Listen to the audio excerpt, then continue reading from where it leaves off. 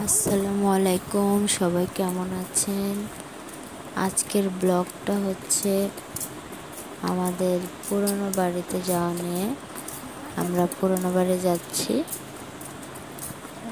ছেলে মেয়ে নিয়ে। সামনে এই তো, আর সামনেই হচ্ছে পুরনো বাড়ি। এই যে চলে এসেছি। এখানে তেঁতুল গাছের উপরে একটা মৌমাছির বাসা আছে, মধু, এখানে অনেক মধু আছে।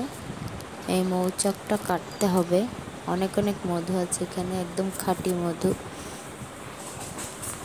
তারপরে আছে গাছের জাম, একদম খাঁটি গাছের জাম। আম, বড় বড় আম আছে এখানে। তারপরে চলে আসলাম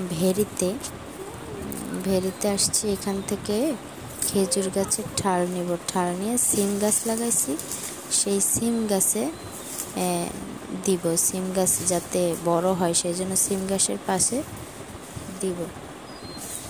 এই যে কাটতেছি, কাটবো।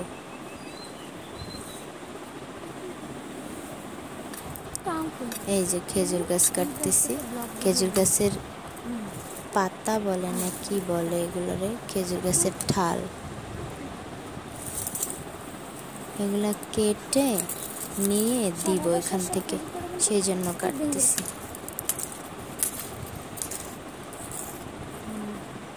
অনেক গত শুক্রবারে যে আপনার সিম গাছ লাগাই রাখছিলাম, সেই সিম গাছগুলো অনেক বড় বড় হয়ে গেছে।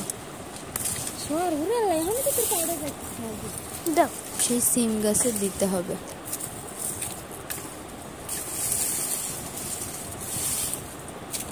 সিম গাছের গোড়ায় গোড়ায় দিলে সিম গাছ লম্বা হয় না, এলে নাকি সিম গাছ বড় হয় না। সেই জন্য সিম গাছ এর গোড়ায় দিতে হবে। অনেকগুলা কাটছি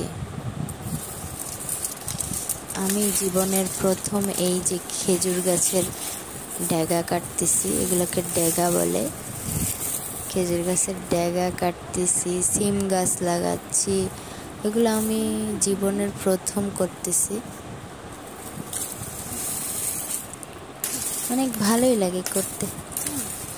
নিজের হাতে সবজি খাবো, ভালো। সবাই ভালো থাকবেন। আসসালামু আলাইকুম।